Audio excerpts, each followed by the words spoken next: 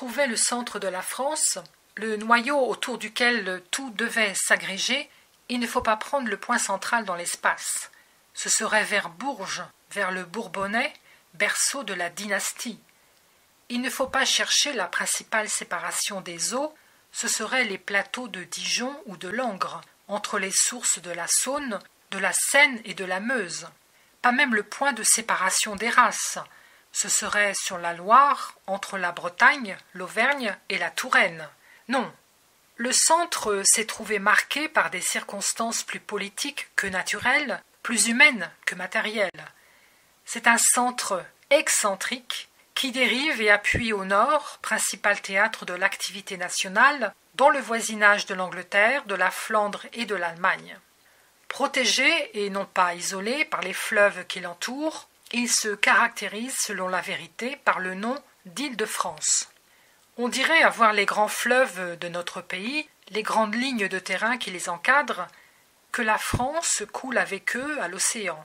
Au nord, les pentes sont peu rapides, les fleuves sont dociles. Ils n'ont point empêché la libre action de la politique de grouper les provinces autour du centre qui les attirait.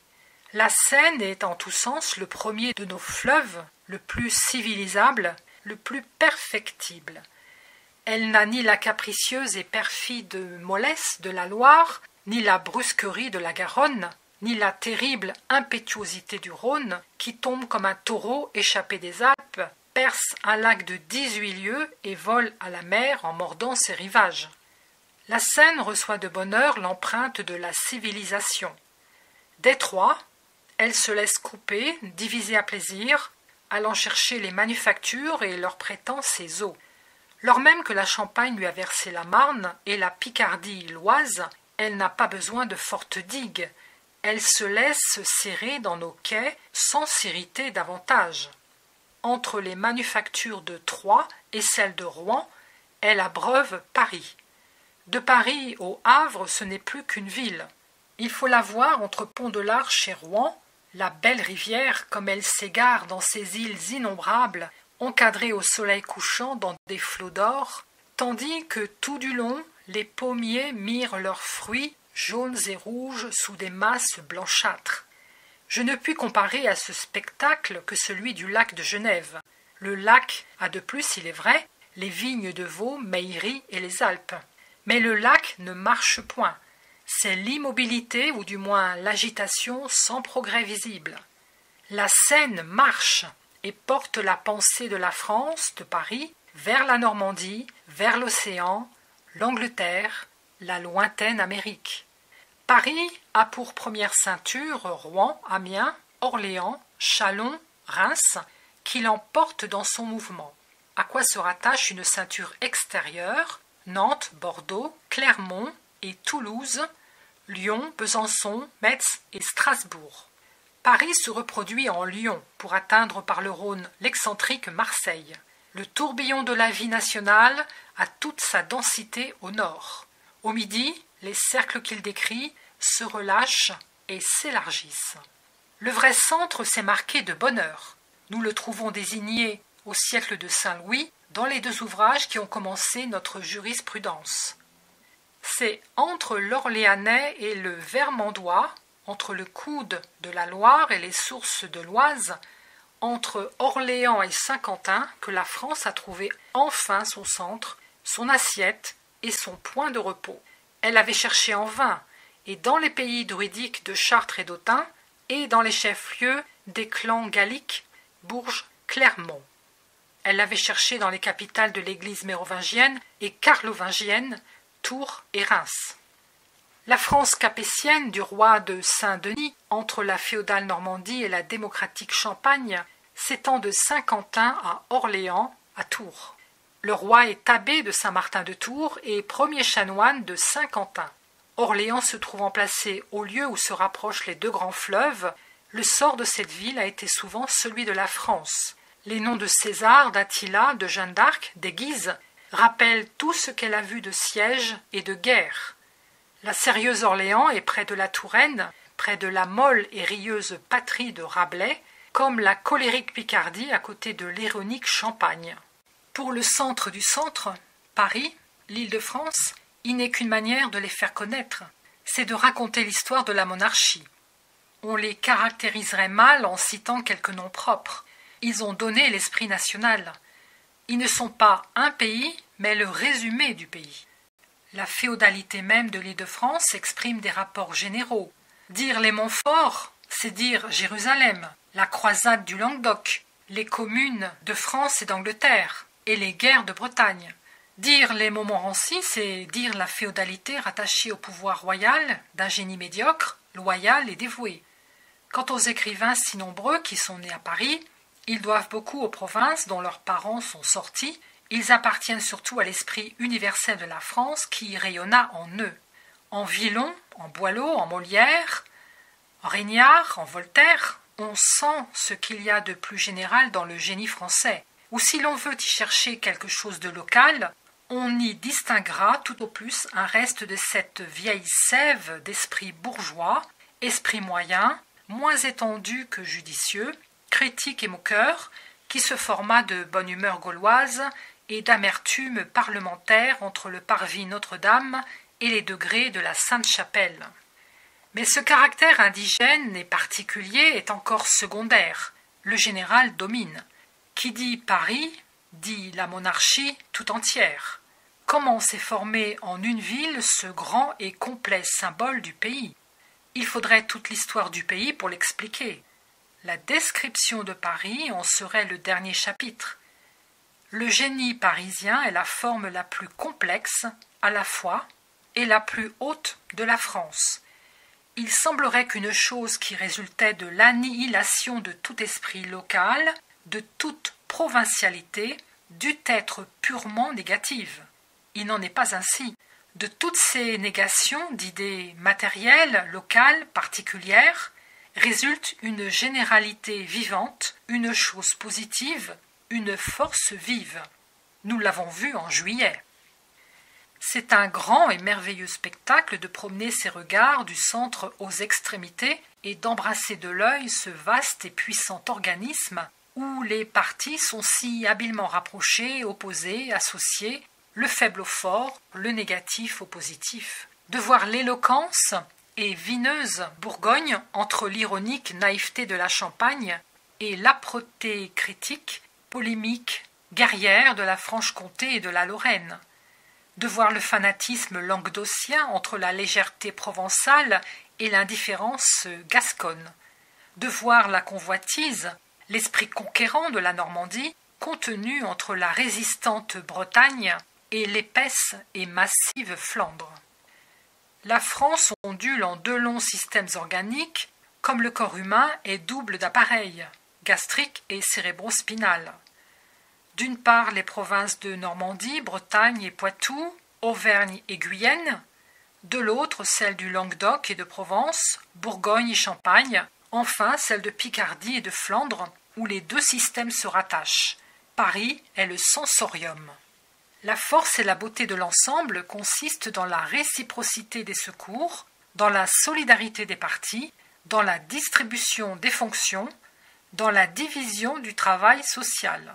La force résistante et guerrière, la vertu d'action est aux extrémités, l'intelligence au centre.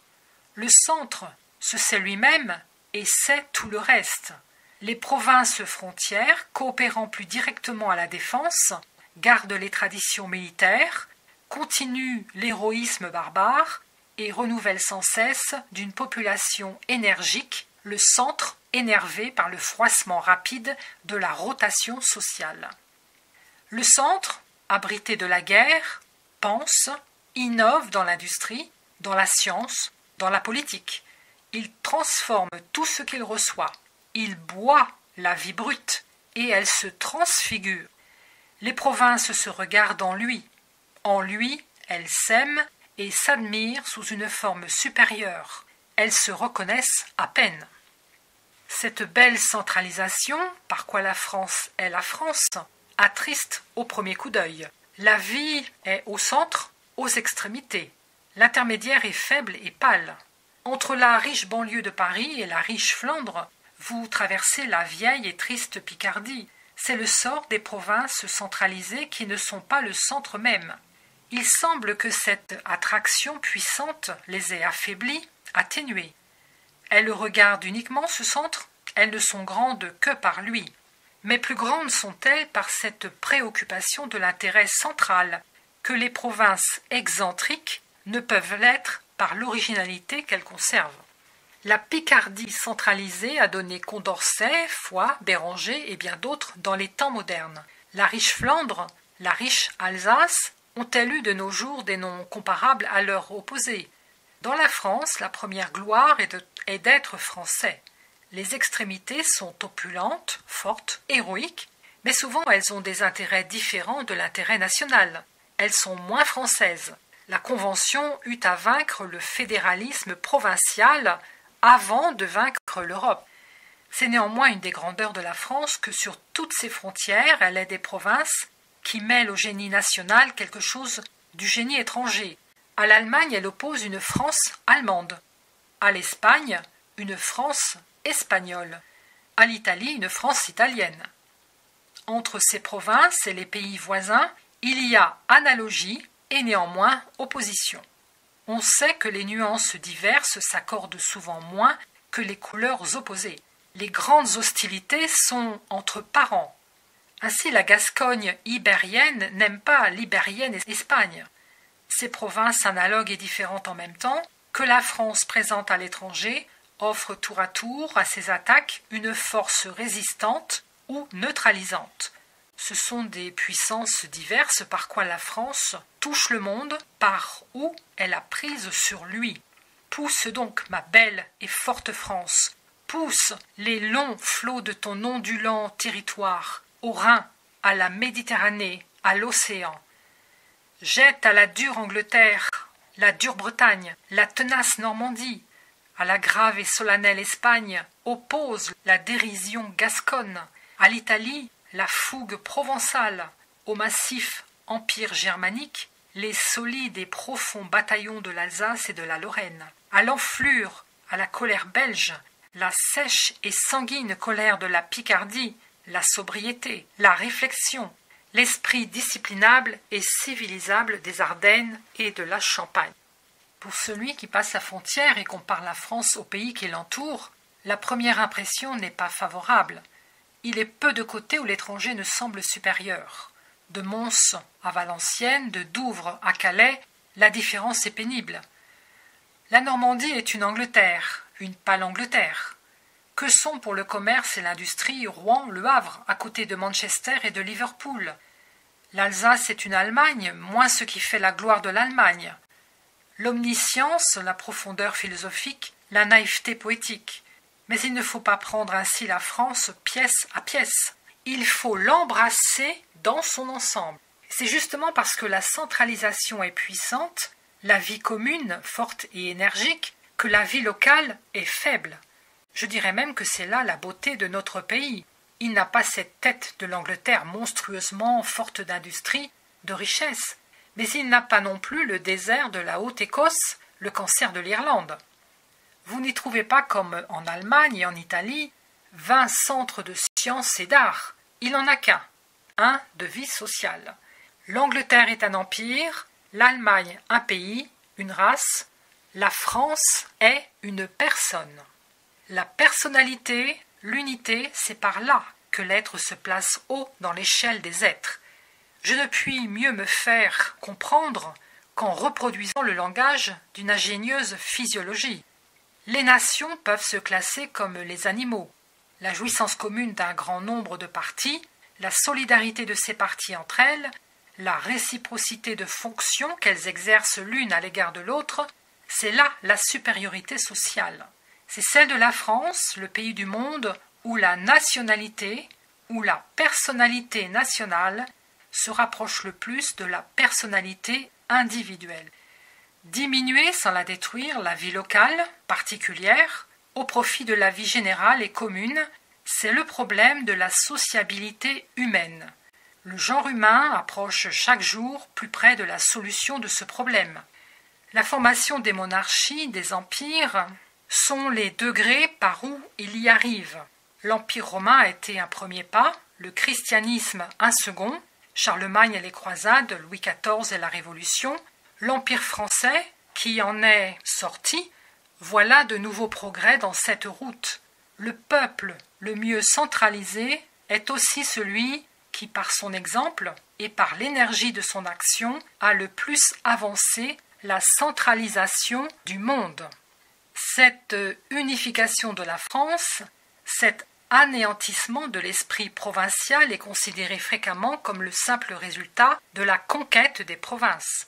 La conquête peut attacher ensemble, enchaîner des partis hostiles, mais jamais les unir. La conquête et la guerre n'ont fait qu'ouvrir les provinces aux provinces. Elles ont donné aux populations isolées l'occasion de se connaître. La vive et rapide sympathie du génie gallique, son instinct social ont fait le reste. Chose bizarre. Ces provinces, diverses de climat, de mœurs et de langage, se sont comprises, se sont aimées. Toutes se sont senties solidaires. Le Gascon s'est inquiété de la Flandre. Le Bourguignon a joui ou souffert de ce qui se faisait aux Pyrénées. Le Breton, assis au rivage de l'océan, a senti les coups qui se donnaient sur le Rhin. Ainsi s'est formé l'esprit général universel de la contrée. L'esprit local a disparu chaque jour. L'influence du sol, du climat, de la race a cédé à l'action sociale et politique. La fatalité des lieux a été vaincue. L'homme a échappé à la tyrannie des circonstances matérielles. Le Français du Nord a goûté le midi, s'est animé à son soleil. Le méridional a pris quelque chose de la ténacité, du sérieux, de la réflexion du Nord. La société, la liberté ont dompté la nature, l'histoire a effacé la géographie. Dans cette transformation merveilleuse, l'esprit a triomphé de la matière, le général du particulier et l'idée du réel. L'homme individuel est matérialiste. Il s'attache volontiers à l'intérêt local et privé. La société humaine est spiritualiste. Elle tend à s'affranchir sans cesse des misères de l'existence locale, à atteindre la haute et abstraite unité de la patrie. Plus on s'enfonce dans les temps anciens, plus on s'éloigne de cette pure et noble généralisation de l'esprit moderne. Les époques barbares ne présentent presque rien que de local, de particulier, de matériel. L'homme tient encore au sol. Il y est engagé. Il semble en faire partie. L'histoire alors regarde la terre et la race elle-même si puissamment influencée par la terre. Peu à peu, la force propre qui est en l'homme le dégagera, le déracinera de cette terre. Il en sortira, la repoussera, la foulera. Il lui faudra, au lieu de son village natal, de sa ville, de sa province, une grande patrie par laquelle il compte lui-même dans les destinées du monde. L'idée de cette patrie, idée abstraite qui doit peu au sens, l'amènera par un nouvel effort à l'idée de la patrie universelle, de la cité de la Providence.